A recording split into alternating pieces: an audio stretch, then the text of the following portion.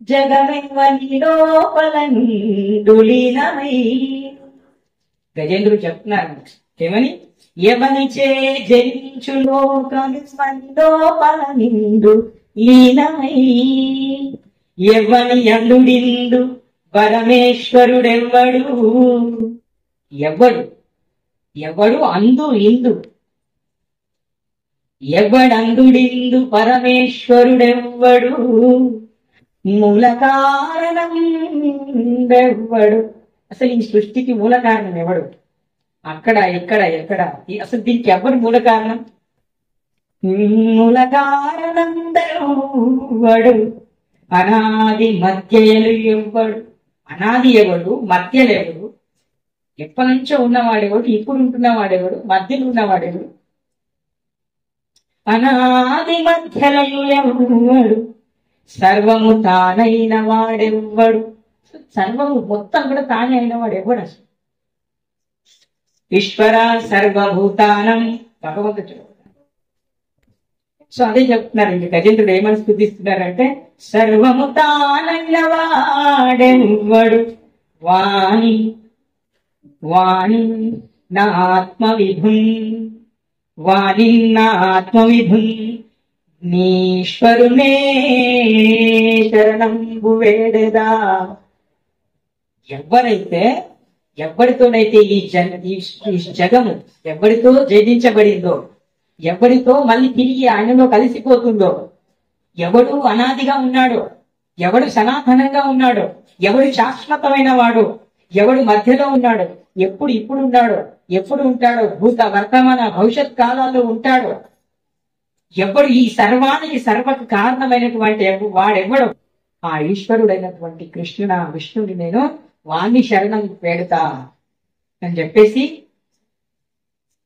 ఘోరంగా ప్రార్థిస్తుంది. ఒక చేత ఒక కాలి కంట రక్తం కారుతున్నా కూడా గజేంద్రుడు తన యొక్క తొండం పట్టుకొని దాంట్లో పుష్పాన్ని భగవంతుడికి చూపిస్తూ భగవంతుని ప్రార్థిస్తున్నాడు. కృష్ణ రక్ష రక్ష, కృష్ణ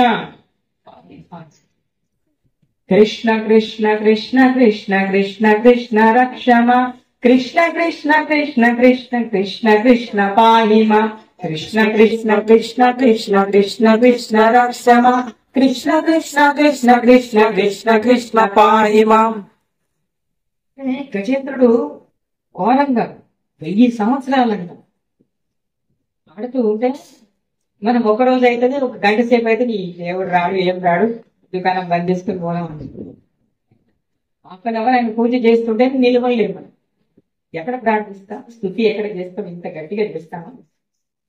కానీ అక్కడ భగవంతుడు ఎక్కడి నుంచో చూడట్లేదు. ఆయన ఆ గజేంద్రుడు ఏం చెప్తున్నారంటే, హృదయంలో నుంచి ద్రవించి హృదయంలో తానున్నాడనేటువంటి భావన కల్పించుకొని ఆ హృదయంలో భక్తి అంతా కరిగి మాటల రూపంలో, పదాల రూపంలో ఆ భావనల నుంచి బయటకు వస్తుంది. నుంచి వచ్చినటువంటి భగవంతుడు ఆ సంకల్పాన్ని పట్టుకొని విని గరుడ వాహనం ఎక్కి వచ్చి మొసలికి మొట్టమొదటిగా దానికి మోక్షం ఇచ్చేది. దాని తర్వాత గజేంద్రునికి 2వ మోక్షంలో ముక్తిని ప్రసాదించి వైకుంఠం ఇస్తుంది. అంటే ఇక్కడ చూడండి, మరి ఏదో కదా పాపం ప్రార్థించింది, గజేంద్రుడు కదా ప్రార్థించినాడు, అయ్యా నువ్వేనయ్యా రక్ష చేయవయ్యా పాహి పాహి అంటే ఆయన కదా ఫస్ట్ వైకుంఠం ఇయ్యాను. ముసలికి ఎందుకు ఇయ్యాలా? అది కొరికింది కదా, ఎందుకు ఇయ్యాలా? అది కాటేస్తుంది, చంపేస్తుంది కదా, లాగేస్తుంది కదా. మరి దానికి ఎందుకు వైకుంఠం ఇచ్చారు భగవంతుడు? ఎందుకు ఇచ్చారు? గజేంద్రుడు ఎవరు? నా భక్తుడు, నాకు భక్తుడు, నన్ను స్తుతించాడు, పాపం కేవలం ఒక 1000 సంవత్సరాలు ప్రార్థించాడు కాబట్టి ఆయన నా భక్తుడు. నా భక్తుడి యొక్క పాదాన్ని నువ్వు పట్టుకున్నావు కదా, నా భక్తులు నన్ను పాదం పట్టుకుంటే నేను ఇంకా ఒక 1000 సంవత్సరాలు తీసుకునేవాడిని. కానీ నా భక్తుల యొక్క పాదాన్ని పట్టుకున్నావు కదా, నాకు చాలా ఇష్టం. ఎవరైతే భగవంతుడికి ఏది ఇష్టం అక్కడ చెప్తున్నారు. నన్ను పూజిస్తే ఇష్టమే, కానీ నన్ను కంటే నా యొక్క దాసులైన వారిని మీరు వేడుకుంటే, వారిని చరణం తీసుకుంటే నాకు చాలా ఇష్టం.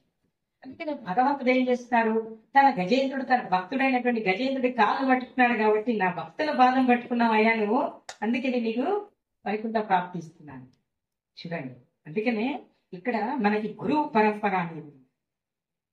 గురువు అనేవాడు భగవంతుడికి ప్రతినిధి, మధ్యలో ఉంటాడు, భగవంతుడితో కనెక్ట్ చేస్తూ ఉంటారు మనల్ని. భగవంతుడికి సంబంధించినటువంటి వారిని మనకి గురువు. ఏదైతే భగవంతుడు ఎవరు, గురువు ఎవరు, ఈ సృష్టి ఏంటి అనేటువంటి అజ్ఞానం నుంచి మనల్ని అసలు భగవంతుడు ఎవరు, ప్రార్థన ఏంటి, ఈ సృష్టి ఏంటి అనేటువంటి జ్ఞానం వైపు నడిపించేటువంటి వ్యక్తి గురువు.